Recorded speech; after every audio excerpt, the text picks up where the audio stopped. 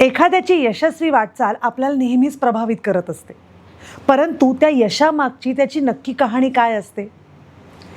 Success stories सगळ्यांनाच ऐकायला आवडतात, पण रिअल स्टोरी काय असते? अशाच दमदार पर्सनॅलिटीज बरोबर मी म्हणजेच भार्गवी चिरमुले गप्पा मारायला येणार आहे. चला तर मग रेडिओ सिटीच्या success story podcast with Bhargavi चिरमुलेच्या माध्यमातून भेटूया. या पॉडकास्टचे ज्वेलरी स्पॉन्सर्स आहेत Mahendra jewellers, Rajarampuri, Kolhapur. Makeup sponsors आहेत प्राची दुधाणे मेकअप आर्टिस्ट्री. या पॉडकास्टचे सारी स्पॉन्सर्स आहेत Shubhangi silk and boutique, Sambhajinagar, Kolhapur. Milk partner आहेत वारणा मिल्क, कोल्हापूर.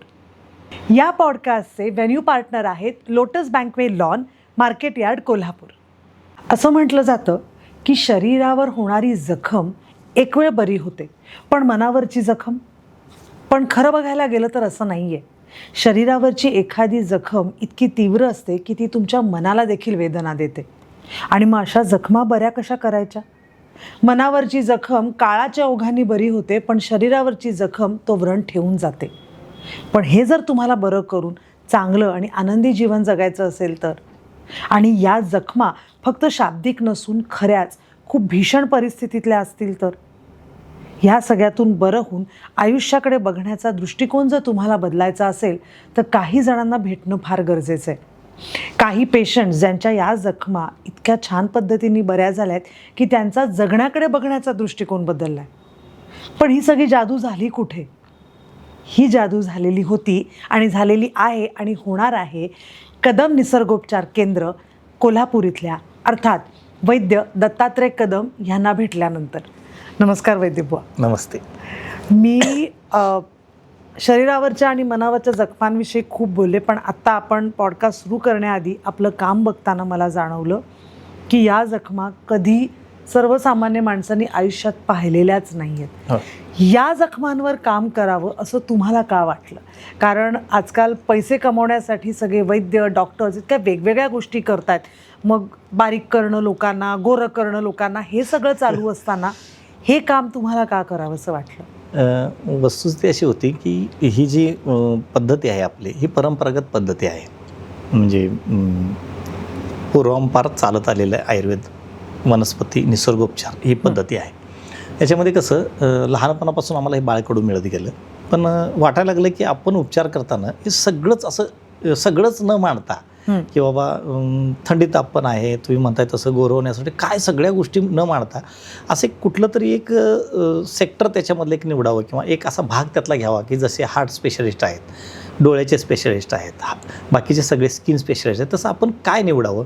मग लक्षात आलं की जखम हा जो प्रकार आहे ते दुर्लक्षित आहे. मग याच्याकडे असं स्पेशली असं कोण बघत नाही. आपण काय करू, जखमांसाठीच काम करू.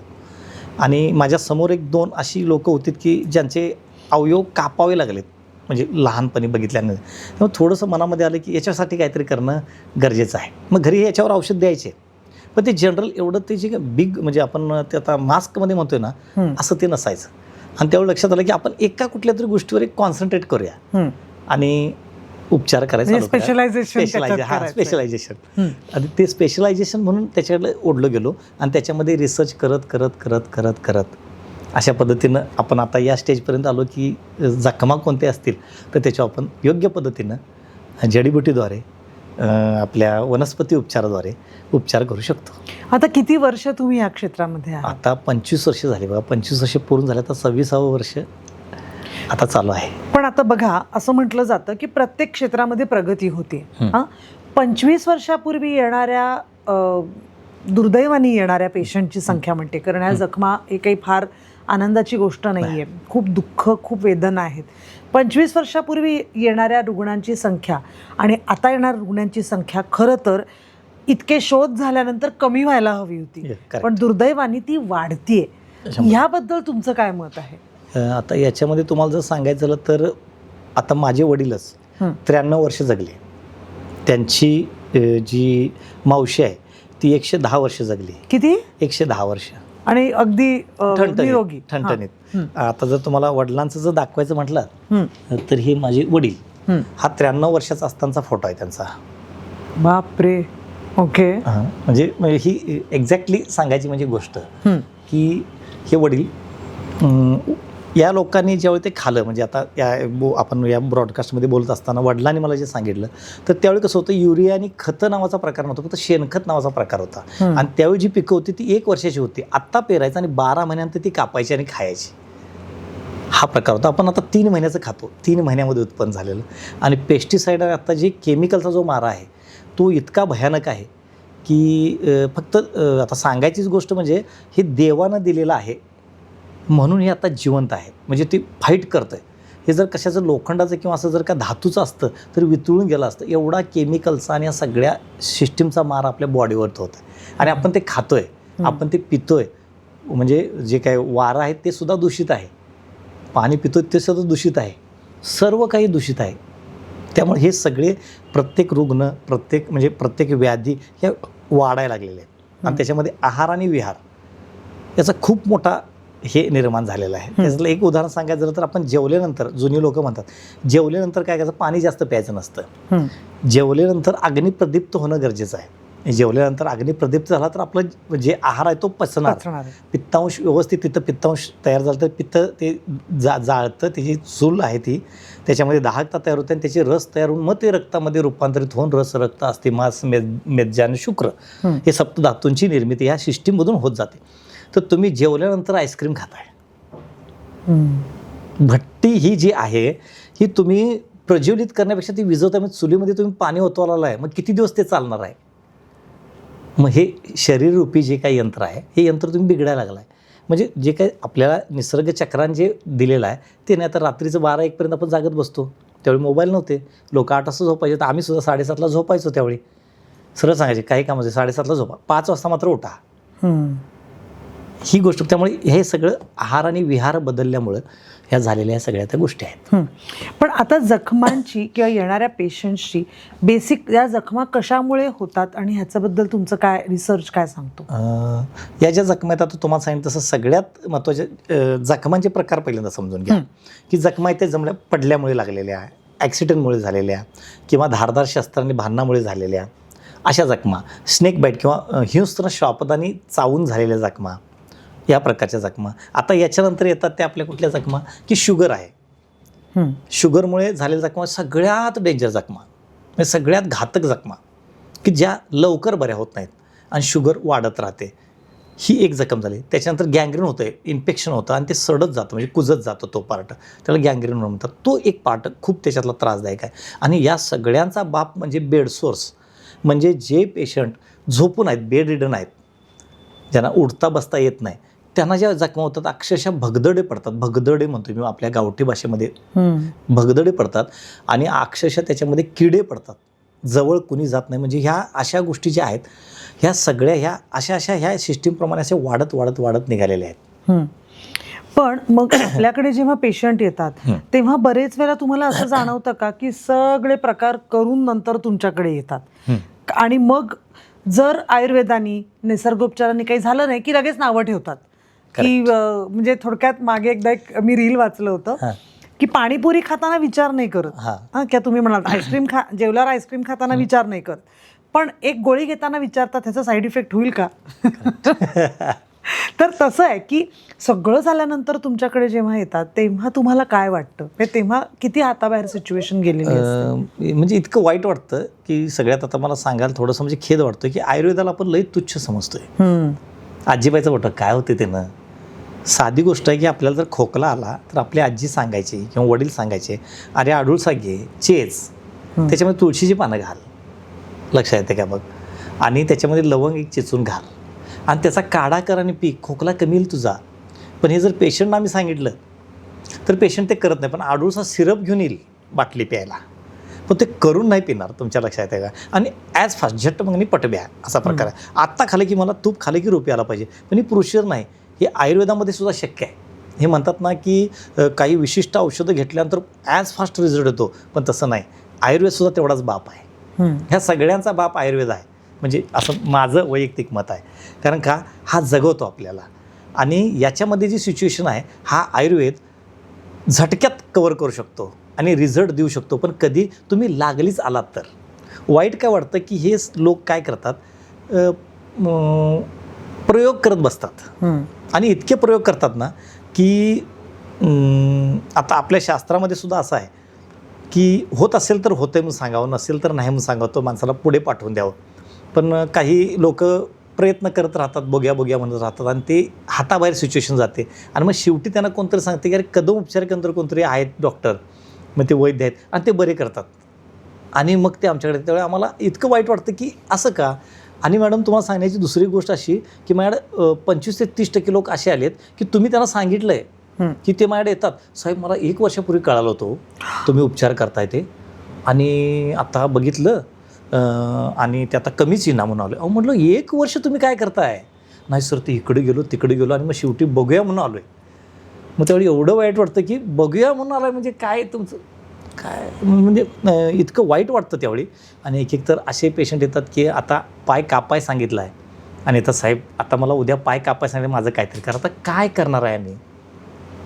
त्यावेळी हताश म्हणजे वाटतं की हा अगोदर बिचारा का आला नाही, आला असतं तर बरं झालं असतं की नाही, असं म्हणजे वेदना होतं, मनाला वेदना होतात. लक्षात येतं घ्यावं. त्यामुळे माझं सगळ्यांना म्हणजे विनंती आहे की तुम्हाला झाल्यानंतर तुम्ही असं मी म्हणत नाही की कुणाकडे उठून तुम्ही उपचार करायला जावा, खरोखर त्या ठिकाणी जावा, त्याचा अभ्यास करा. मी प्रत्येक वेळी म्हणजे माझे बरेचसे इंटरव्ह्यू झाल्या त्याच्यामध्ये सांगतो की तुम्ही आमच्याकडे उपचार घेऊ नका. मी मॅडम असं स्पष्ट सांगतोय, तुम्ही उपचार घेऊ नका. तुम्ही काय करा, तुमच्या पेशंटला गाडीमध्ये ठेवा, AC चालू करा, तुम्ही उतरा गाडीतून आणि बाहेर गाड्या नंबरप्रमाणे लागल्या असतात. मग मी काय बोलवले नसतात, नंबर म्हणजे सिरियल बदलले की राज्य बदललं त्याप्रमाणे त्या गाड्या असतात आणि ते पेशंट आत या तिथं बसा. संध्याकाळी 5पर्यंत प्रत्येकाची मुलाखत घ्या, तुमचं कमी झालं आहे काय, खरोखर बरं झालं आहे काय, त्या सगळ्यांच्या 5 वाजता तुम्ही ठरवा की उपचार घ्यायचे की नाही. असं एवढं क्लिअर सांगतो तरीसुद्धा लोक म्हणजे विचार करतात आणि तुम्ही म्हणताय तसं विचारतात की गॅरंटी काय आहे. म्हणजे ते ॲलोपॅथीच्या डॉक्टरांना किंवा आता पाय कापायसाठी त्यांना विचारत नाहीत, आता पाय कापल्यानंतर हा माणूस जगेल की नाही हे विचारत नाहीत. पण आमच्यासारख्या वैद्यांना विचारतात की मग आम्हाला वाईट वाटतं. म्हणून आम्ही त्या बोर्डवर लिहिलेलं आहे की ते कुणाची गॅरंटी आणि वॉरंटी नाही आहे, कारण मी 2 मिनिटाचा अजून सोबती आहे की नाही माहीत नाही. मी फक्त प्रयत्न करू शकतो. धन्वंतरीचा मी पाईक आहे, प्रयत्न करू शकतो, पण प्रयत्न करूया एवढं सांगितलं. त्यामुळे ते थोडंसं वाईट वाटतं की त्यांनी त्वरित त्या प्रत्येक व्यक्तीनं त्वरित त्यातल्या तज्ज्ञांशी संपर्क साधावा आणि हे करावं, उपचार करून घ्यावेत. मी असं म्हणत नाही की माझ्याकडेच या, पण त्याच्या तज्ज्ञांच्याकडे जावा आणि ज्यावेळी तुम्हाला माझी गरज वाटेल तेव्हा तुम्ही या, मी माझ्यापर्यंत उपचार करण्याचा प्रयत्न करेन. सर तुमच्याकडे मी बघितलं आहे किंवा मी व्हिडिओज पाहिलेत किंवा मी ऐकलं आहे, अनेक वेळेला असे पेशंट्स आलेत की तुमच्याकडे येण्याआधी त्यांनी आत्महत्येचे प्रयत्न केलेत, आत्महत्येचे विचार त्यांच्या मनात आलेत किंवा प्रयत्नांच्या पलीकडे जाऊनसुद्धा केलं आणि ते घडलंच नाही. नुसता प्रयत्न नाही, त्यांनी ते ॲक्च्युअल प्रयत्न केला, नुसता विचार नाही प्रयत्न केला, असे पण पेशंट्स तुमच्याकडे आलेत. तेव्हा त्यांचा काय अनुभव असतो, कारण ते हरलेली माणसं असतात ना जगण्याच्या बाबतीत, तर काय अनुभव असतो. माझ्या अंगावर हा काटा आला तुम्ही आता बोलल्यानंतर, हे बघा असं अंगावर काटा आली माझ्या. वस्तुस्थिती अशा परत माझ्या अंगावर काटे आलेत बघा. कारण ती जी लोकं येतात ना एवढी हताश झालेली असतात ना की आता काहीच नाही. आता माझा पाय, आता ते एक तुम्हाला आता दाखवलंच मी लाईव्ह, त्या व्यक्तीने 3 वेळा आत्महत्येचा डायरेक्ट प्रयत्न केला, गोळ्या खाल्या तरी जीव जायने, दोरी लावली, दोरी तुटली, त्यातून वाचला. मग साडीनं गळपात चांगला बसला म्हणून साडी लावली, साडी पण तुटली.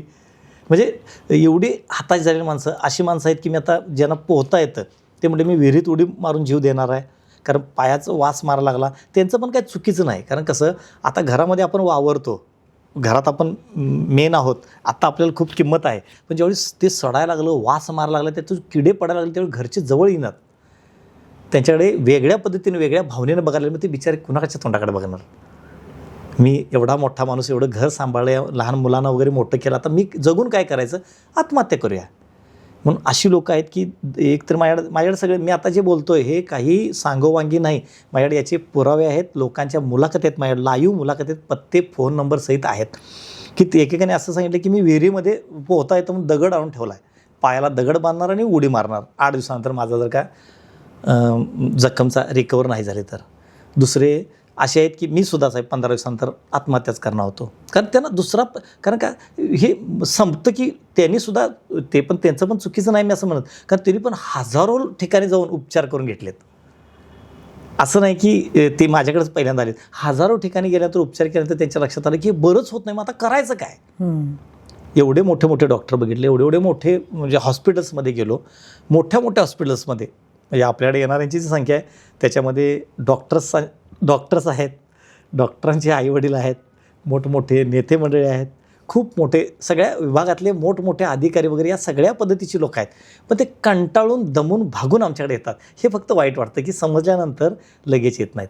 मग ही आत्महत्या करणाऱ्या लोकांची वस्तुस्थिती कशी असते, आता जगून काय करायचं म्हणून ही ती टोकाची भूमिका घेतात. आणि ती वस्तुस्थिती मॅडम सत्य आहे, कारण ते कुजलेलं असतं, ते सडलेलं असतं आणि तिथं ती अशी अवस्था असते की त्या माशा बसलेल्या असतात आणि ते असं असतं की तिथं जखम, आता आमच्या तिथं असं की तिथं जखम उघडली ना तिथली लोक पळून जातात अक्षरशः. एवढा वास येतो. हो हो, बाहेर कुजलेली अवस्था म्हणजे पाक सडलेली अवस्था असते. दुसरी गोष्ट अशी की तिथले लोकसुद्धा बाजूला जातात आणि घरचे तर अगोदर त्याला तिथेच ठेवून बाजूला गेले असतात. आम्ही तिथं असतो आणि आमचा सगळा स्टाफ तिथं असतो, त्या ठिकाणी उभारलेला असतो. म्हणजे खूप वाईट वाटतं. मग एक वेळ असं वाटतं की म्हणजे एवढी वाईट कंडिशन आहे, मग आम्हाला एवढं वाईट वाटतं तर त्या पेशंटला काय वाईट वाटत असणार, त्यामुळे तो नक्कीच. आत्महत्या स्वीकारतो. हां. ही गोष्ट आहे, पण हे चुकीचं आहे. आत्महत्या नाही, त्यांनी शेवटपर्यंत प्रयत्न करावे असे मला पण ते वाटतं. हरलेली असतात माणसं, हरले त्यांना काही योग्य दिशा नसते. दिशा मिळत नाही. पण आता सर, हे तर झाली वयाने मोठी माणसं, हो. ज्यांची सहन करण्याची एक ताकद असते किंवा एक विचारांची ताकद आहे, जगण्याचा दृष्टिकोन आणि हे सगळे शब्द त्यांना माहिती असतात. पण मगाशी आम्ही एक पेशंट पाहिला, जो लहान मुलगा होता, जो लुळा होता, तो कडेवर त्याच्या वडिलांनी दाखवले, बेडसोज झाले होते. लहान मुलांना जेव्हा असं होतं तेव्हा तुम्ही त्यांना कशा पद्धतीने त्यांचे उपचार करता, कारण त्याने अजून जगच पाहिलेलं नसतं सर. आता तुम्ही आता परत आता हृदयामध्ये जाऊन हा प्रश्न विचारला आहे की ते लहान मुलंसुद्धा आपल्याकडे आहेत, ज्यांच्या स्पाईन कॉर्डला किंवा इंजुरी होते आणि खाली जो पार्ट लोळा पडतो, लकव्यातलाच तो एक पार्ट मानला जातो की बाजू लुळी पडणे म्हणजे संवेदना नष्ट होतात, काही समजत नाही. मग ती लुळी पडलेली जी माणसं असतात ती पण झोपूनच असतात, मुलं वगैरे असतात, ती मुलंसुद्धा खूप आहेत आपल्याकडे. ते फक्त एक नशीब त्यांचं चांगलं की तो पार्ट लोळा पडला असल्यामुळं ते संवेदना नष्ट असतात, म्हणजे संवेदना नसतात त्याला, त्यामुळे त्या बिचाऱ्याला ते समजत नाही. पण ते बघितल्यानंतर लक्षात येतं की ते कुजलं सडलं. मी मराठी भाषेमध्ये म्हणजे मी भगदड म्हणतोय, भगदडं पडतात तो. या साईडला जखमा होत्या, दोन्ही साईडला, या पायांना हातांना झोपून एकसारखं हलवता येत नाही. मग एकसारखं झोपलं की इथे इथे जे पार्ट जिथं टेकले जातात त्या सगळ्या ठिकाणी जखमा झालेले पेशंट आहेत आणि त्याचं लाईव्ह शूटिंग आणि ते बरे झालेले लोक आपल्याकडे आहेत. म्हणजे लहान मुलांचं तरी एवढं वाईट असतं. आता तुम्ही ते बघितलंच, त्या आई वडिलांनी त्यांना घ्यायचं, त्या लहानाचं इतकं मोठं करायचं आणि ते परत सडल्यानंतर काय करायचा हा विषय आहे. त्यामुळे हा खूप टिपिकल तुम्ही जो प्रश्न विचारला, लहान मुलांचं काय पुढचं आयुष्य आहे, पुढं त्यांच्या पूर्ण अंधार आहे. सगळे बिचारे आईवडिलाशी रडत असतात, अक्षरशः पाया पडतात की आमच्या मुलाला बरं करा. पण आम्ही सांगतो आम्ही बरं करू शकत नाही. म्हणजे मी या सगळ्यांना विनंती करतो की आम्ही वैद्य किंवा कोणतेही डॉक्टर कोणी असते, आम्ही बरं करू शकत नाही, फक्त उपचार करू शकतो. कारण धन्वंतरीचे आपण कामगार आहोत, म्हणजे मी मानतो आहे, कोण मानतं काय मला माहीत नाही, मी धन्वंतरीच्या हाताखाली काम करतो. आम्ही फक्त योग्य औषध देऊन तुमचे उपचार करू शकतो, बरे करू शकत नाही. म्हणजे आम्ही एवढे मोठे धन्वंतरीचे एवढे मोठे नाही, धन्वंतरी ठरवणार तुम्हाला बरं करायचं की नाही. मग तुम्ही म्हणता हा एक प्रश्न मोठा आहे, पण या पद्धतीच्या सुद्धा जखमा आपल्याकडे खूप बरे झालेले आहेत आणि याचं सगळं लाईव्ह हे सुद्धा आपल्याकडं आहे. आता तुम्ही प्रत्यक्ष बघितलेलंच आहे. बरोबर. हो. फोन नंबर, पत्ते आणि डिटेल्स आहे. असं नाही की बाबा तुम्ही मी काहीतरी तुम्हाला दाखवलंय ते काहीतरी फोटोग्राफी काहीतरी करून असं काहीही नाही आहे. आणि प्रत्यक्ष येऊन उपचार केंद्रामध्ये तुम्ही बघू शकता. हा एक मुद्दा झालाच. तसा अजून एक मुद्दा आहे, कॅन्सरमुळे होणाऱ्या पण खूप पोस्ट ऑपरेशन झाल्यानंतर पण खूप लोकांना जखमा होतात. ब्रेस्ट कॅन्सर असेल स्पेसिफिकली बायकांमध्ये किंवा असं, तर तेव्हा आपण काय पद्धतीची ट्रीटमेंट देतो? कारण पुन्हा एकदा थोडंफार नैराश्य त्यांच्या आयुष्यात आलेलंच असतं कॅन्सरच्या रूपाने. कारण पुन्हा कॅन्सर हा असा रोग आहे ज्याची काहीच गॅरंटी नाही, तो परत कधीही येऊ शकतो. सतत त्या बाई पुरुष कोणी असेल त्याला सतत टेस्ट करायला लागतात, सतत त्या प्रोसेसमधून जावं लागतं. त्याच्यानंतर दुर्दैवाने केमोथेरपीसारखी खूप पेनफुल एक थेरपी आहे, रेडिएशन्स आणि हे सगळं. त्यांना तुम्ही एक पॉझिटिव्ह किंवा आपण त्याला सकारात्मक दृष्टिकोन द्यायचा असतो, तो तुम्ही कसा देता?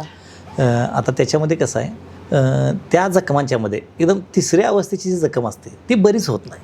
कारण का त्यावेळी, आणि कुठली जखम म्हणजे हीच जखम नाही, कुठली जखम की एक पहिली अवस्था, दुसरी अवस्था आणि तिसरी अवस्था अशी परिस्थिती असते. पहिल्या अवस्थेच्या जखमा काय सहज बऱ्या होऊ शकतात, दुसऱ्या अवस्थेच्या जखमा खूप वेळ लागतो, तिसऱ्या अवस्थेतला सुद्धा ओढून आणता येतात. पण एक मर्यादा आहे, त्याच्या पुढे गेलं की काही करता येत नाही. तर आमच्याकडे आले सुद्धा पेशंट असतात जेव्हा ते पूर्ण कुजतं, हाडं कुजतात, पाय कुजतो, तेव्हा आम्ही सुद्धा सांगतो दादा तुम्ही हा पाय कट करा किंवा हा अवयव कट करा. आम्ही सांगतो की आम्ही अवयव कट करण्याच्या विरोधातले आहोत, आम्ही कट करू देत नाही, पण परिस्थिती अशी होते की तो त्याच्या इतक्या पुढे गेलेला असतो की तो कट करण्याशिवाय पर्यायच नाही, पूर्ण बाद झालं. आणि हे सांगणं म्हणजे प्रत्येक वैद्याचं किंवा प्रत्येकाचं आपलं कर्तव्य आहे की बाबा हे एवढं झालेलं आहे. फक्त आम्ही एक पाळतो की पेशंटला आम्ही सांगत नाही की तुमचा अवयव कापायला लागतो की त्यांना आम्ही सांगतो 100% तुमचं बरं होतं, तुम्ही भ्यायचं नाही. आणि जे अशा पद्धतीचे पण पेशंट असतात आमच्या 90 वर्षाचे, 95 वर्षाचे, 80 वर्षाचे पेशंट येतात.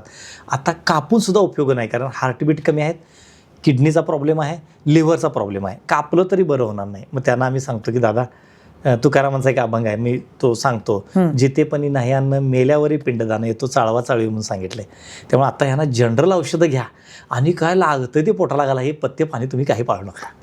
कारण मेल्यानंतर खळं भरून निवड ठेवण्यापेक्षा आत्ता त्या बिचारायला घाला आणि जनरल ट्रीटमेंट करा. तुम्ही एक्स्ट्रा पैसे खर्च करू नका किंवा उगाच काहीतरी कापून त्या पेशंटला टेबलवर घ्यायचं आणि ते कट करताना पेशंट लो बी पी होऊन एक्सपायर व्हायचा, असं व्हायला नको. म्हणून या गोष्टी सांगणं गरजेचं असतं. आता कॅन्सरचं तुम्ही म्हटलात, कॅन्सर हा खूप मोठा आणि भयानक आजार आहे.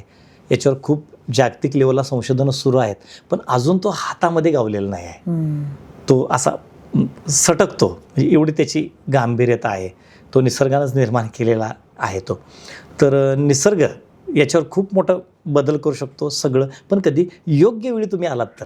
आता तुम्ही ब्रेस्ट कॅन्सर वगैरे बघितले, हे ब्रेस्ट पूर्ण कट केलेले आहेत. आता तुम्हाला ते प्रत्यक्ष दाखवलं त्या लेडीजचे वगैरे. आता ते आहे ते 3ऱ्या स्टेजमध्ये आहे. फक्त त्या लेडीजला आम्ही सांगितलेलं नाही, मग त्या मिस्टरांनी सुद्धा सांगितलेलं नाही की तुला कॅन्सर आहे, जखम झाले खरडून काढले असं सांगितलं, पण ते अजून जिवंत आहे. मानसिकरित्या ती तशी खचली नाही. शेवटी मनाचा खूप मोठा आपला परिणाम होत असतो आपल्या शरीरावर. आणि आता काल तिनं सांगितलं की साहेब मला अगोदरपेक्षा बरं वाटायला लागले. आता 2 आठवड्यापूर्वी ती परत आली. आठवड्याला ती येते, शेजारीच आहे माझ्या, आपल्या कामोठ्याच्या सेक्टर 22च्या तिथं ती आहे. तिथं येते ती, आठवड्याला येते, जवळ असल्यामुळे येते ती. आठवड्याला आम्ही ते चेक करतो, बघतो. आता खूप एवढे छान आहे की आता हसत खेळत म्हणजे मजेत असते. तिला ते हात लावू द्यायचं नाही. आता ते आपण जखम ओपन करतो, बघतो, त्याला ट्रीट करतो आणि पाठवून देतो. म्हणजे हे असं होऊ शकतं, पण ते योग्य वेळेत आलात तर. योग्य वेळेच्या पुढे गेलं की मग काही कोणाला करता येत नाही. पण हा योग्य वेळेचा जो एक मूलमंत्र आहे ना, आता मी जे पेशंट्स तुमचे पाहिले त्याच्यामध्ये फक्त ग्रामीण नाही, शहरातली लोक होती. म्हणजे आपण असं बघितलं जातं की ग्रामीण लोकांना त्या रोगाविषयी त्याच्याविषयी माहिती कमी असते किंवा स्वतःकडे दुर्लक्ष करायची सवय झालेली असते. बरं, काट्याकुट्यातनं चालणारी माणसं असतात, काही वयस्कर माणसं चप्पलच घालत नाहीत, त्याच्यामुळे होणाऱ्या गोष्टी आहेत. हे झालं गावाकडच्या लोकांचं. पण मी काही इंटरव्ह्यूज पाहिले, शहरातली लोक होती जी शिकलेली, सुसंस्कृत आपण ज्याला म्हणतो किंवा सुशिक्षित असं आपण ज्यांना नावं देतो, त्या लोकांच्या बाबतीत मी हे पाहिलं. मग त्या लोकांनी हे हलगर्जीपणा करण्याचं काय कारण असेल? हलगर्जीपणा हा विषयच नाही आहे. हा विषय असा आहे की आता होमी बाबा संशोधन केंद्रामधले तिथली लोक सुद्धा माझ्याकडे उपचारासाठी आले, त्यांच्यासुद्धा मुलाखती आपल्याला हव्या आहेत. अरे बापरे, सांगायचं म्हणजे तुम्हाला, म्हणजे एवढ्या मोठ्या रिसर्च सेंटरमधली लोक सुद्धा आपल्याकडे येतात. डॉक्टरांचे वडील, डॉक्टर स्वतः आपल्याकडे येतात त्या जखमा बऱ्या होत नाहीत म्हणून. आणि याच्यामध्ये कसं आहे, ती जखम नावाचा जो प्रकार आहे तो त्याच्यावर अजून जेवढं संशोधन व्हायला पाहिजे तेवढं अजून झालेलं नाही असं म्हणजे मला वाटतं. म्हणजे मी अल्पबुद्धी आहे माणूस, माझा छोटासा अभ्यास आहे, झाला असेल संशोधन, पण माझ्या बुद्धीप्रमाणे मी बोलतोय, माफ करा माझं काय चुकत असेल तर ती जी गोष्ट आहे त्याच्यावर अजून संशोधन होणं गरजेचं आहे. आम्ही थोडासा अभ्यास करून त्या जखमांचा रिसर्च करून आम्ही एवढ्या मोठ्या ह्याच्यापर्यंत पोचू शकतो की 60-70 हजार पेशंटना आतापर्यंत आपण म्हणजे बरं केलेलं आहे. म्हणजे आम्ही नाही बरं केलेलं, तर धन्वंतरीनं बरं केलेलं आहे. पण हे योग्य वेळी येणं गरजेचं आहे. आणि ती ट्रीटमेंट जी असते ती ट्रीटमेंट व्यवस्थित मिळत नाही, योग्य उपचार होत नाहीत. सगळ्यात महत्त्वाची गोष्ट आहार आणि विहार ही सगळ्यात महत्त्वाची गोष्ट आहे. आहार त्या माणसानं पाळणं गरजेचं आहे आणि विहार पण करणं गरजेचं आहे. पथ्य पाळणं आयुर्वेदामध्ये सगळ्यात महत्त्वाचं मानलेलं आहे. आणि ते पाळलं तर बऱ्यापैकी आजार बरे होऊ शकतात असं मला म्हणायचं आहे. याच्यामध्ये शहरी लोकसुद्धा तशाच पद्धतीनं वागतात आणि ग्रामीण भागातले सुद्धा तशाच पद्धतीनं वागतात. हे डॉक्टरांच्याकडे जातात, पण काही मर्यादेपर्यंतच ते आयुर्वेदाच्या एवढ्या ताकदीचे उपचार अजून या पद्धतीनं तयार झालेले नाहीत. त्यामुळे आता जे आम्ही उपचार करतोय ते निसर्ग उपचार पद्धती वापरतो, वनस्पती उपचार वापरतो, जडीबुटी वापरतो. आणि याच्यामध्ये एवढी मोठी ताकद आहे की या पद्धतीच्या खूप पुढे गेलेल्या जखमासुद्धा आता बऱ्या होतात. हा एक जगापेक्षा वेगळा एक थोडा रिसर्च आहे आपला, म्हणजे आपण संशोधित केलेला. सर, तुम्ही दिवसभरात जवळजवळ मगाशी आपलं बोलणं झालं 70 ते 100 पेशंट्सपर्यंत तुम्ही बघता. तुम्ही सुद्धा माणूस आहात, तुम्ही सुद्धा विचारांनी एकरूप होता काही वेळेला. जरी असं म्हणतात डॉक्टर आणि वैद्यांनी असं काय असं अटॅच व्हायचं नसतं, पण शेवटी आपण माणसं आहोत, आपल्याला भावना आहेत, आपल्याला वेदना आपल्यालाही आहेत. बरोबर. तुम्हाला स्वतःला हे सगळं बघताना कधी नैराश्य येतं माणूस म्हणून? नाही, आता तुम्हाला सांगायचं म्हणजे यात 2 गोष्टी मी तुम्हाला सांगतो. एक की मी सकाळी जेव्हा OPD चालू करतो त्याच एनर्जीनं शेवटचा पेशंट पण त्याच एनर्जीने मी चेक करत असतो. मला ते एक पॅशन आहे, म्हणजे मला एक ते छंद आहे की मला जेवढं मोठं भगदड येईल, भगदड म्हणाले मी तुम्हाला, जखम नव्हे, ह्या जखमी मला जनरल वाटतात. जेवढी मोठी जखम येईल ती चॅलेंज मला स्वीकारायची, म्हणजे जरासं एक चॅलेंजिंग माणूस आहे मी जरासं. असं की वेगळं काहीतरी आणीपेक्षा वेगळं येऊन दे, मग त्याच्यावर आपल्याला काय अभ्यास करता येईल, काय रिसर्च करता येईल आणि त्याच्यावर त्याला बरा कसा करता येईल, हा एक माझा ॲटिट्यूड आहे. आणि मी प्रत्येक वेळेला तुम्ही एक वेळ कधीतरी मुद्दामून साईटनं कुठंतरी बघा आमचं उपचार पद्धती कशी असते ती, त्या प्रत्येक व्यक्तीला आम्ही एवढं मोटिवेट करतोय. आता त्या व्यक्तीला तुम्ही बघितलं बरोबर की इतकं मोटिवेट करतोय की तो तिथं 50% आम्ही बोलणंच बरं करतोय त्याला. तुमच्या लक्षात येतं का बघा. आणि या ज्या गोष्टी आहेत, आता तुम्ही म्हटलात की त्या व्यक्तीला मोटिवेट करणं, त्याला बरं करणं हे आमच्या हातामध्ये असतं बऱ्यापैकी. त्या व्यक्तीला सांगून आपला विषय आता कोणता होता, मी थोडा तुम्हाला की तुम्हाला स्वतःला माणूस म्हणून काही कधी लो पाठ झाला, आम्ही ते करतो. मी एक वेळ असं वाटतं की मी एक वेळ भ्यालो जखमेला, म्हणजे बघा हे एवढ्या मोठ्या बघणारा माणूस मी भ्यालो. तुम्हाला रिअली सांगायचं म्हणजे भ्यालो, मला काही वाईट वाटत नाही, जे आहे ते मी मान्य करतो तुमच्या सगळ्यांच्या पुढे, की कॅन्सर झाला होता एका व्यक्तीला आणि हा पूर्ण जबडा काढलेला होता इकडचा आणि तो असा बसला होता इकडून. आम्ही आलो, असं बोलत बसलो, तो का बोलला नाही, त्याच्या घरच्या सांगितलं असं, तो असा झाला. तो असा झाल्यानंतर मी असा मागे सरकलो, कारण हे आतलं सगळं दिसतो. हे डोळे माझ्याकडे आहे, तो फोटो जर दाखवा म्हटलं तर मी लाईव्ह दाखवू शकतोय. हे सगळं आतलं काढलेलं आहे. ते इंग्लिश पिक्चरमध्ये असतं माहिती का, ते असं ते काढलेलं आतलं सगळं, हे सगळं आतलं काढलं, डोळा सुद्धा काढलेला आहे, आतलं सगळं दिसतंय. आहे माझ्याकडे आता तो फोटो लाईव्ह आहे. मी भ्यालोन मागे सरकलो आणि मला थोडंसं माफ करा, मी त्यावेळी देवाला विनंती केली की देवा या माणसाला लवकरात लवकर मार आणि तुझ्या घरी ने, याला ठेवू नकोस. पण हे आम्ही वैद्याने असं म्हणायचं नसतं. मला माफ करा, मी तुमच्या चॅनलसमोर माफी मागतो. असं कधी त्याला जगवण्याचा प्रयत्न करत असतो, पण त्याच्या त्या वेदना आणि ते बघितल्यानंतर मला राहवलं नाही. अक्षरशः मी देवाला म्हटलं, देवा याला याच्यातून मुक्त कर. म्हणजे असं सुद्धा होतं. आणि एक वेळ असं थोडंसं म्हणजे हे पण मला बोलावं वाटतं, जरासं मला माफ करा. तुमच्या ह्या ब्रॉडकास्टच्या माध्यमातून मला पण सांगावं असं वाटतं की थोडंसं आपण आपल्या आईवडिलांच्याकडे बघणं आणि आईवडिलांना सांभाळणं हे आपलं कर्तव्य आहे. ते कसे असोत, आत्ता त्यांची सेवा करणं हे गरजेचं आहे. ह्या ज्या जखमा झाल्यात याच्यामध्ये माझ्या हायर क्वालिफाईड लोक आहेत, जी क्लास 1च्या पोस्टला आहेत आणि ती बरे होत आले. त्यांच्या घरच्यांनी 1-2 शब्द काहीतरी बोललेत त्यांच्या विरोधात आणि त्यांनी अन्न पाणी त्यागलंय, सगळं त्यागलंय आणि ते त्याग करून माणसं एक्सपायर झालेत, शेवटच्या टप्प्यात बरी होत आलेली तुमच्या लक्षात. त्यामुळं माझी सगळ्यांना एक विनंती आहे की यांच्याकडे तुच्छतेने न पाहता, आपले आईवडीलच आहेत, भाऊ बहीण आहेत, सगळे जे आहेत त्यांच्याकडे एक प्रेमानं आणि आपुलकीनं बघितलात तर तो पेशंट 100% बरा होऊ शकतो. हे म्हणजे मला जाणवलं, कारण आम्ही थोडीशी फुंकर मारतो त्यांच्या जखमांच्यावर आणि तुम्ही थोडंसं त्याच्याजवळ बाजूला जाता आणि त्यांच्या आत्महत्येचा विचार कधी माणसाच्या मनात येतो, जेव्हा ही सगळी लोकं आपल्याला वाटतं की आपण एकट्या होत, आता आपल्याला यांचा काय उपयोग नाही, आता ही आपल्याला जम्यात धरत नाही, तेव्हा आपल्याला तो होतो. आणि याच्यामध्ये मला जाणवतं की खूप बऱ्याच वेळा असं लोकांचं होतं. त्यामुळे आता मगाशी जो आत्महत्येचा विषय होता तेव्हा त्यांना ती जाणवतं. तर माझी विनंती आहे की सगळ्यांनी तुम्ही थोडंसं आपल्या ते जे जखम झाले त्यांना थोडं आपुलकीनं बोला, आपुलकीनं बोलवा, त्यांच्याशी थोडंसं लक्ष द्या. ते 100% उठू शकतात आणि पळू शकतात. आणि ते थोडंसं माझ्या मनाला लागलं थोडंसं की तुम्ही म्हटलात की ह्या जखमा म्हणजे माणूस, शेवटी मी पण माणूसच आहे ना. असं एक वेळ वाटतं की देवा ह्याला मुक्त कर, असं पण आम्ही देवाला म्हणतो. कारण एवढ्या स्टेजला त्या बिचाऱ्याचा हाल व्हायला लागले. जे बेडसोर्स असतात, अक्षरशः तुम्हाला सांगायचं 30 ते 40 जखमा अंगाला असलेले पेशंट आहेत माझ्याकडे. 30 ते 40 जखमा आणि शेवटच्या टप्प्यात असं तो तळमळ लागला बिचारा, ते रिकवर होत नाही. आम्ही पण त्यांना सांगितलं हे रिकवर होण्यासारखं नाही, फक्त एवढं की ते त्याच्यात आपली शोधन रोपण प्रक्रिया आहे आपल्या आयुर्वेदाची, ती वापरा, किडे लवकर होणार नाहीत आणि थोडं तुम्हाला घरच्यांना बसता येईल तिथं, कारण घरचे पण बसू शकत नाहीत ना, ते कुजतं सड त्या घरात वास सोडतो तो अक्षरशः. बरोबर. आणि किडे असे पडत असतात साईडनं. बापरे. तो क्वार्टर माणूस असतो ते एवढं म्हणजे इतकं वाईट असं असतं ते. त्यामुळं खरंच थोडंसं असं आयुष्य कोणाला मिळू नये मिळून आणि असं अगदी, वाटतं. अगदी, त्यावेळी अगदी. आमचं पण हृदय आणि आमचं पण मन जरा गलबलून येतं नक्कीच. आणि असं एवढं वाईट पण वाटतं की या माणसाला आपण याच्यातून वाचवू उठवू नाही शकत नाही, वाचवू शकत नाही. हे थोडंसं मनाला वाईट वाटतं. सर, आपण पुन्हा एका पॉझिटिव्ह नोटवर येऊया. आतापर्यंत तुम्ही किती पेशंट्स बरे केले? असं मला म्हटलं माहिती आहे मोजता येणार नाही, पण तरी तुमच्या अंदाजे. तरी 50-60 हजार पेशंट आतापर्यंत बरे झाले असतील. 50-60 हजार? हजार. बापरे. आणि मग आपली ही सगळी सेंटर्स कुठे कुठे आहेत आता? सेंटर्स म्हटलं तर आता आहे ते मेन उपचार केंद्र मुरगुडमध्ये आहे, कागल तालुक्यामध्ये, आदमापूर तीर्थक्षेत्र बाळूमामाच्या जवळ. आणि पहिली जी शाखा आहे ही कोल्हापूरमध्ये आहे, कळंबा इथे झाडातील गणपतीजवळ.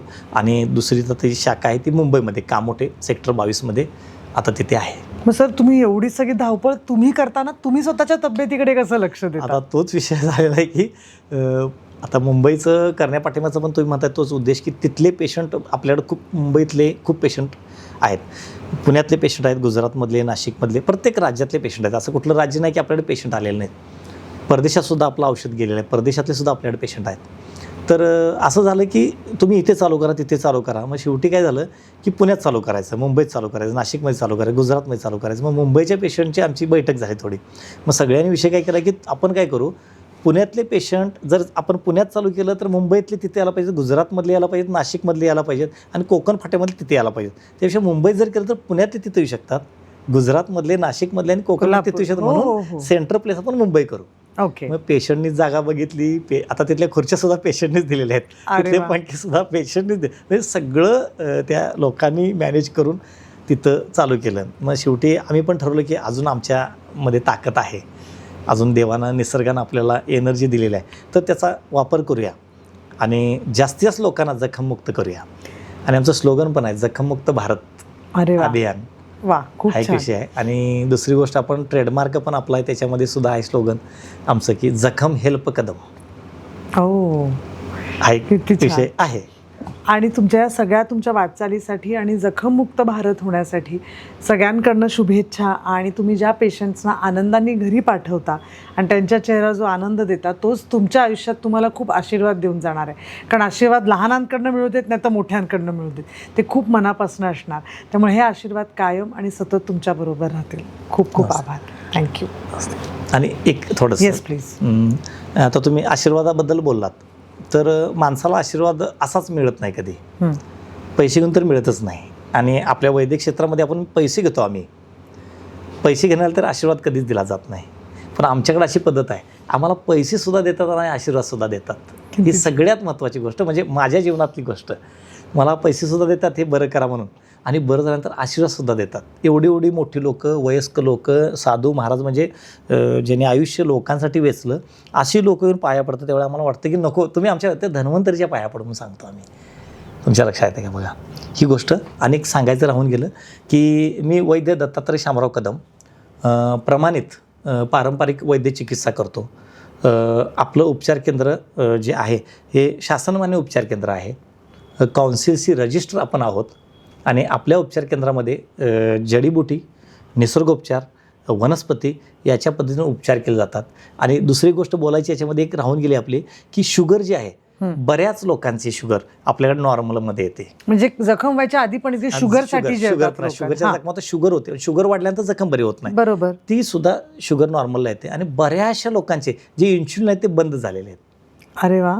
त्याचे सुद्धा लाईव्ह आपल्याकडे आहेत.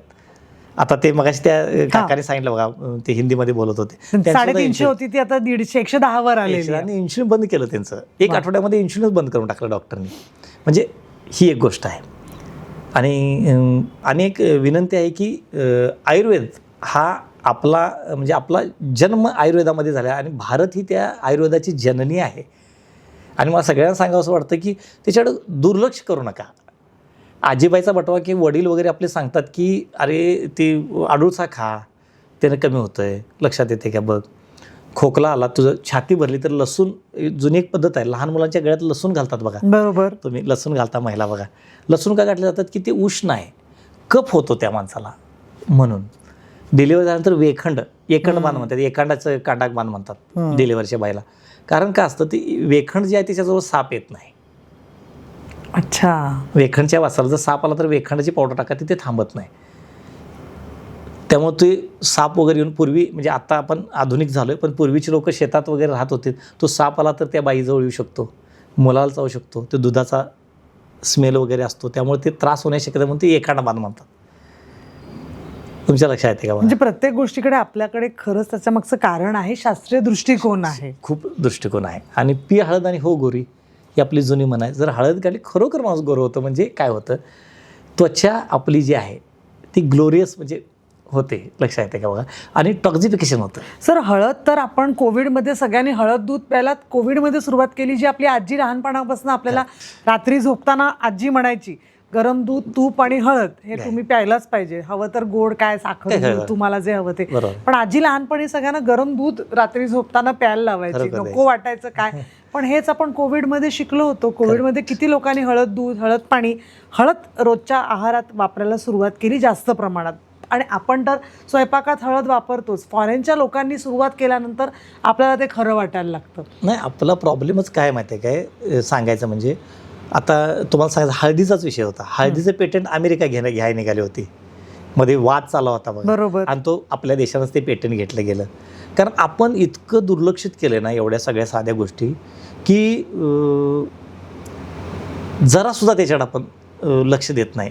आपण मध्ये जा म्हणजे घर की मुलगी दाल के बराबर म्हणतो ना, तशी आपल्या आयुर्वेदाची अवस्था झाली.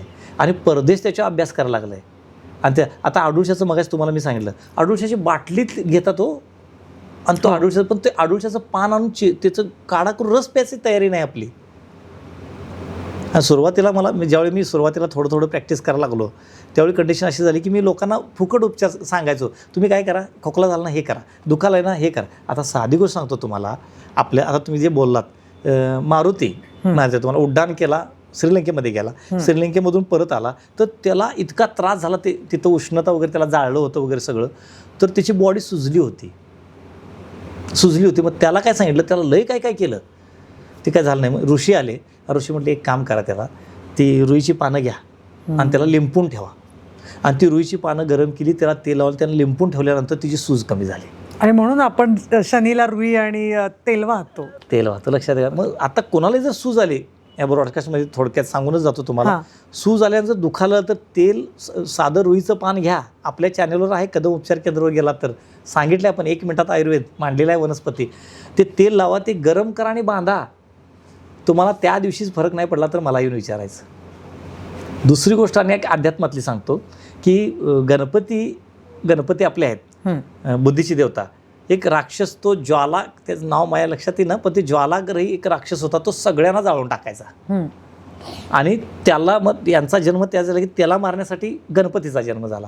मग गणपतीनं त्याला गिळलं, त्याला खाऊन टाकलं त्या राक्षसाला. मग यांचा 10 व्या लागला.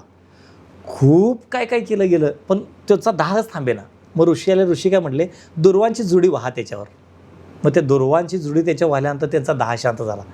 तुम्हाला कसलीही उष्णता असू दे, मुळव्यामधून रक्त पडतेलं असू दे, दाहकता कसली असू दे, तुम्ही ती दुर्वा घ्या, त्याचा रस काढा आणि ते 1-2 दिवस प्या 1 वाटीवर. तुम्हाला त्याचा परिणाम नाही झाला तर मला विचारायचं. म्हणजे सगळं लिहिलं हो. जसं जे अभिमन्यू सांगितलं, तू आता आपण ते असं वापरतोय की नाही, म्हणजे वाईट वाटतं एवढं की लय आईच्या पोटात शिकून आलायस, मला सांगायला जा, मला सांगायला आलाय, असं ते वाक्य वापरलं जातं. पण रिअली अभिमन्यू आईच्या पोटात शिकला. आता एक गर्भसंस्कार केंद्र परदेशात गेले, त्यांनी त्याचा रिसर्च केला आणि आम्हाला सांगितलं, नाही आम्ही आता ते ऐकायला लागलोय. आमच्यात अगोदर सांगितलं, रामायण ऐका, महाभारत ऐका, त्या आईला चिडचिड करू देऊ नका, ती गाणं म्हणजे देवाचं स्मरण करू दे, चांगलं ऐकू दे, चांगलं बोलू दे. म्हणजे ते त्याच्यावरती अरे चालत आलं ना आपलं, पण त्याच्याकडे आपलं लक्ष नाही. त्यामुळे आपला आयुर्वेद हा सगळ्यांचा बाप आहे, सगळ्या जगाचा बाप आपला आयुर्वेद आहे, याचं मी म्हणतो आणि छाती ठोक म्हणतो मी. लक्षात येते का बघा. आणि याचा वापर करावा सगळ्यांनी, एवढी माझी विनंती आहे. Thank you so. नमस्ते, आभार आहे. आणि एक सांगायचं आहे मला. बोला. आता गेल्या वेळी ब्रॉडकास्ट झाला होता, सरांनी घेतला होता, तुमच्या याच्या संदर्भात बोलायचं की पेशंटने आम्हाला सांगितलं की हे आम्ही तुमचं ऐकलं रेडिओवर ऐकलं आणि तुमच्याकडे आम्ही आलो. वा. रेडिओवर ऐकलं आणि तुमच्याकडे आम्ही आलो आणि आमचं हे बरं झालं. म्हणजे त्यांनी पहिले तुमच्या या रेडिओ सिटीचे पहिले आभार मानले की यांच्यामुळे आमच्यापर्यंत पोचलं. नाही, आम्ही या पॉडकास्टच्या माध्यमातून वेगवेगळ्या क्षेत्रातली अशीच लोकं आणतोय की त्यांचा फक्त आयुष्याचा प्रवास नाही, त्याच्यामुळे मिळणारी प्रेरणा खूप महत्त्वाची आहे, जी सर्वसामान्य लोकांपर्यंत पोहोचते. याबद्दल तुम्ही पहिले आहात ज्यांनी रेडिओ सिटीचे आभार मानले. सो मी हा चान्स घेते की रेडिओ सिटीच्या माध्यमातून आपण दोघंही आभार मानूया की चांगले विषय आणि आपल्या संस्कृतीला धरून येणारे विषय आहेत ते आपण लोकांपर्यंत मांडतोय. Thank you so much. नमस्ते.